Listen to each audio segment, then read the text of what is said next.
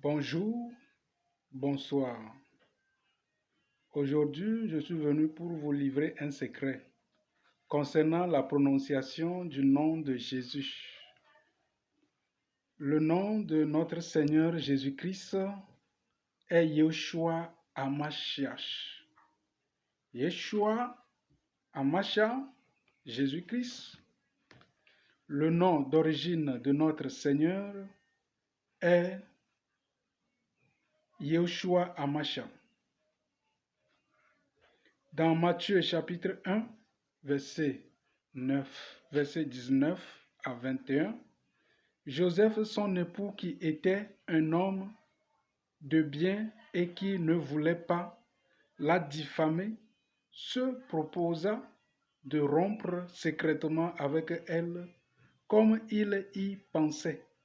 Voici un ange du Seigneur lui apparut en songe et dit: Joseph, fils de David, ne crains pas de prendre avec toi Marie, ta femme, car l'enfant qu'elle a conçu vient du Saint-Esprit. Elle enfantera un fils, et tu lui donneras le nom de Jésus. C'est lui qui sauvera son peuple de ses péchés. Descendons dans Luc chapitre 1, versets 28 à 33. L'ange entra chez elle, Marie, et dit: Je te salue, toi à qui une grâce a été faite. Le Seigneur est avec toi, et voici tu deviendras enceinte, et tu enfanteras un fils, et tu lui donneras le nom de Jésus. Il sera grand et sera appelé Fils du Très-Haut. Et le Seigneur Dieu lui donnera le trône de David, son père. Il régnera sur la maison de Jacob éternellement, et son règne n'aura pas de fin. Le nom de Jésus n'a pas été choisi par Joseph, son père nourricier, ni par Marie, sa mère. C'est un nom saint, reçu sur instruction divine par messager céleste. Ce nom révèle les fonctions particulières que remplissait cet enfant. Le titre de Christ vient du grec Christos, qui veut dire oint, traduit de l'araméen Meshia, de l'hébreu Machia. Jésus était donc le nom personnel de notre Seigneur et Christ était son titre. Jésus n'était pas le véritable nom du Messie. Lorsqu'il marcha sur la terre, il est important que les membres de son famille, il est important que les membres de son corps, ceux qui appartiennent au troupeau de son pâturage, utilisent exactement son nom, car son nom est saint et sacré. Son nom est la clé qui ouvre les portes du ciel. Alléluia. Nous honorons ton précieux nom, Yeshua HaMashiach, parce que il n'y a pas de salut en aucun autre nom, car il n'y a sous le ciel aucun autre nom qui a été donné parmi les hommes par lequel nous devions être sauvés. Nous lisons ceci dans Actes chapitre 4, verset 12.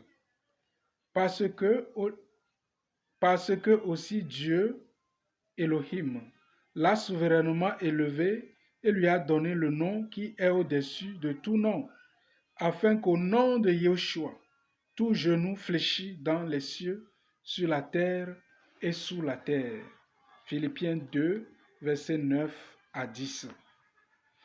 Et que toute langue confesse que Yeshua HaMashiach est Seigneur à la gloire de Dieu le Père Elohim. Éphésiens 2, verset 11. Devenu autant supérieur aux anges qu'il a hérité d'un nom plus excellent que la leur. Hébreux chapitre 1, verset 4. Éternel notre Seigneur, que ton nom est magnifique sur toute la terre. Psaume 8, verset 1.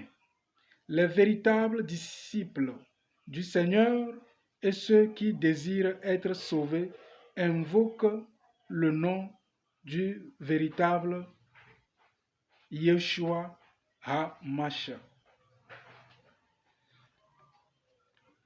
Anania dit au Seigneur ressuscité, et il a des pouvoirs de la part des principaux.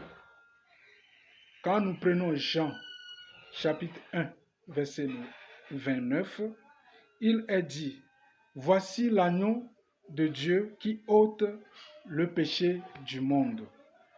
Beaucoup de chrétiens prononcent le nom de Jésus, mais ne comprennent pas le sens véritable, ne comprennent pas le nom original. Quand tu dis bien Jésus, Yeshua HaMashiach, il ôte le péché, il enlève le voile, il enlève le péché qui est sur toi. D'après Jean chapitre 1 verset 29, voici l'agneau qui enlève le péché du monde.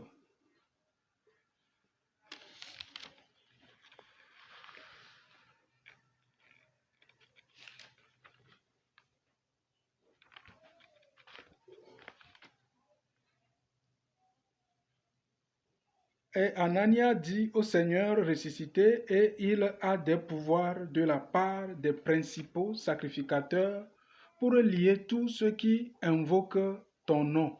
Acte 9, verset 14. Quiconque invoquera le nom du Seigneur sera sauvé. Romains 10, verset 13.